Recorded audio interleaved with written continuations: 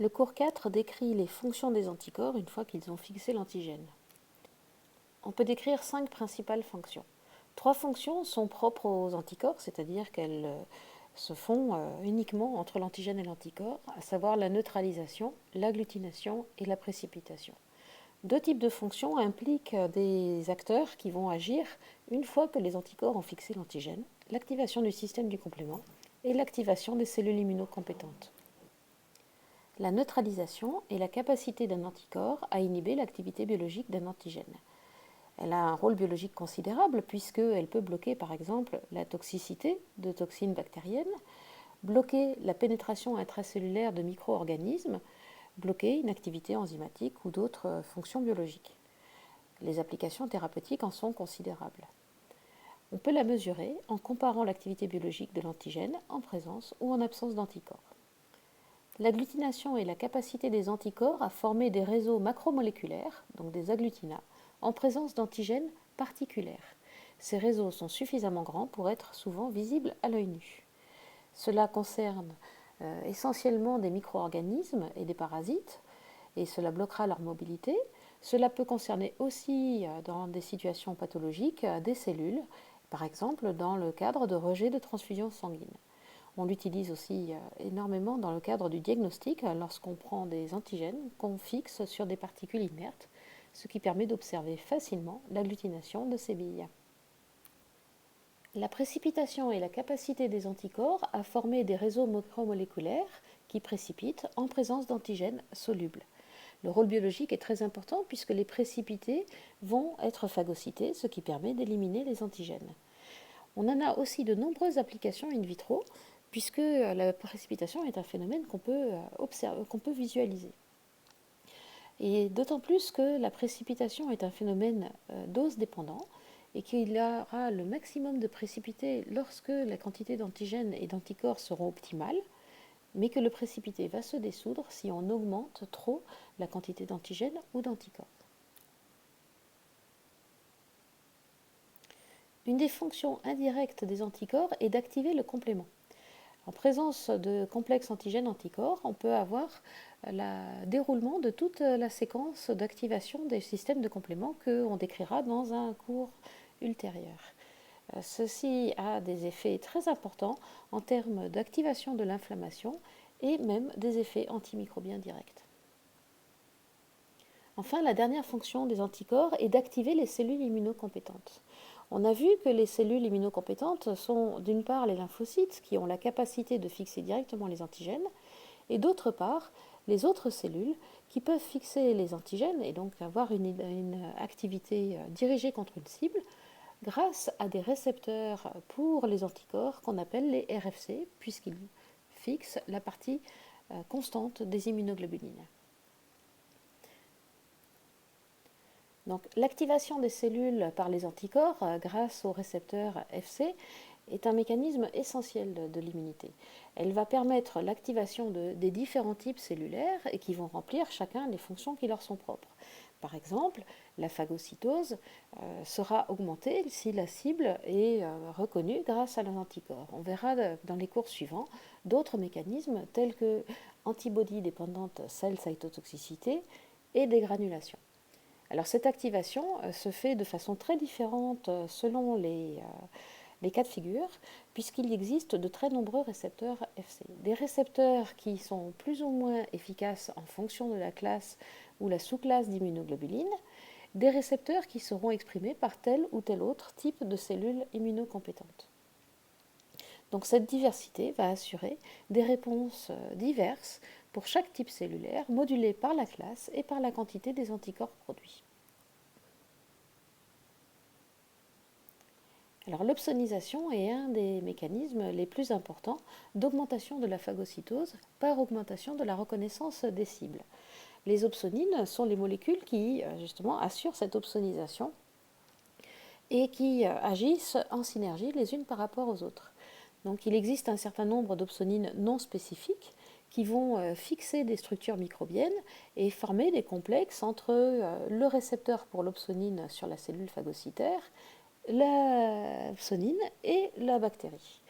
Les anticorps sont aussi capables de jouer ce rôle d'opsonine puisque les cellules phagocytaires sont équipées de récepteurs Fc.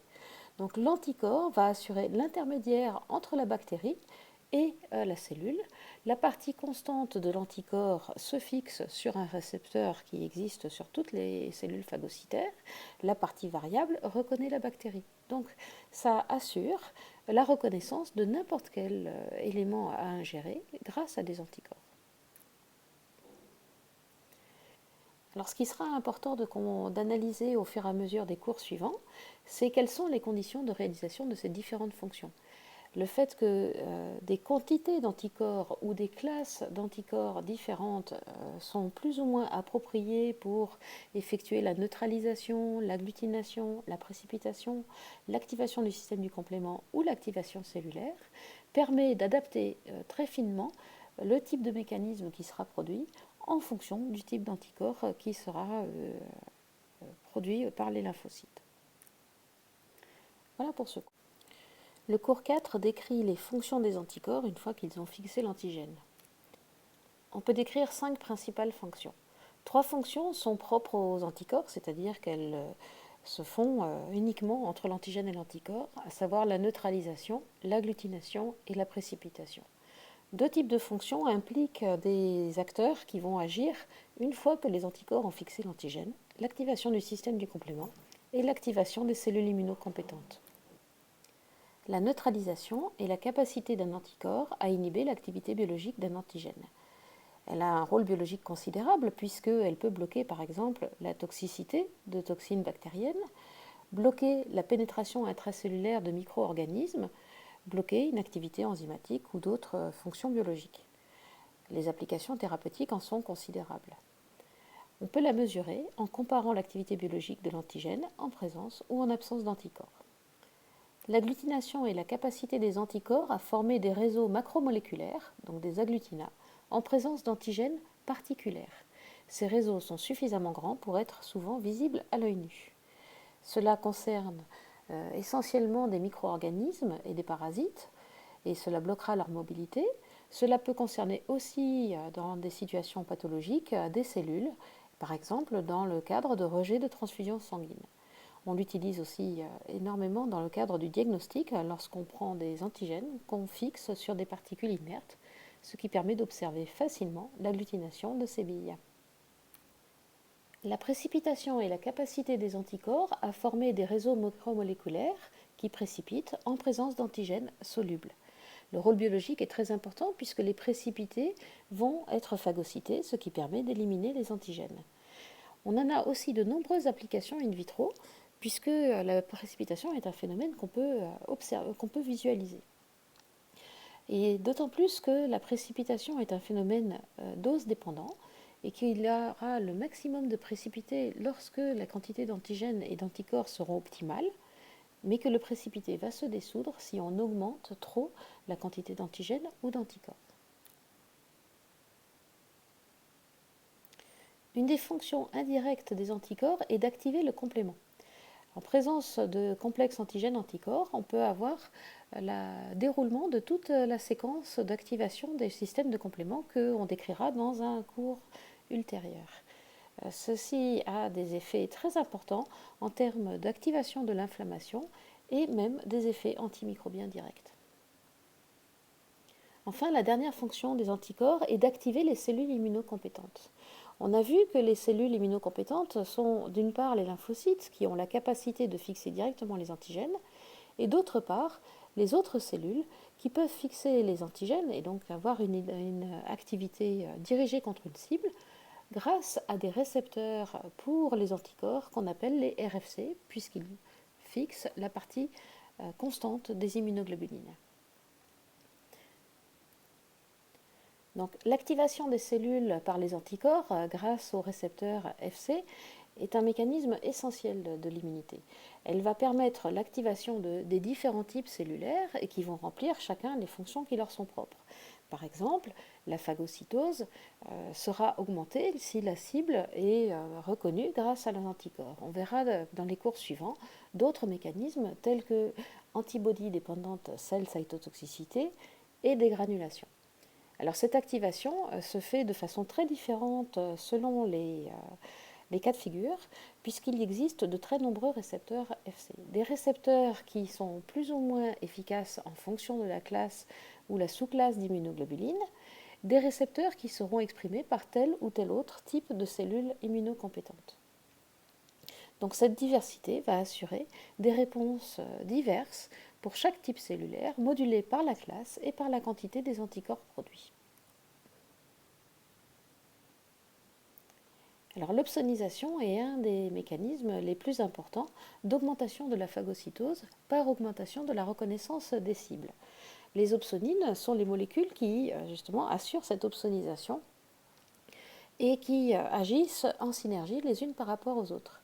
Donc il existe un certain nombre d'opsonines non spécifiques qui vont fixer des structures microbiennes et former des complexes entre le récepteur pour l'opsonine sur la cellule phagocytaire, la opsonine et la bactérie. Les anticorps sont aussi capables de jouer ce rôle d'opsonine puisque les cellules phagocytaires sont équipées de récepteurs Fc. Donc l'anticorps va assurer l'intermédiaire entre la bactérie et la cellule. La partie constante de l'anticorps se fixe sur un récepteur qui existe sur toutes les cellules phagocytaires. La partie variable reconnaît la bactérie. Donc ça assure la reconnaissance de n'importe quel élément à ingérer grâce à des anticorps.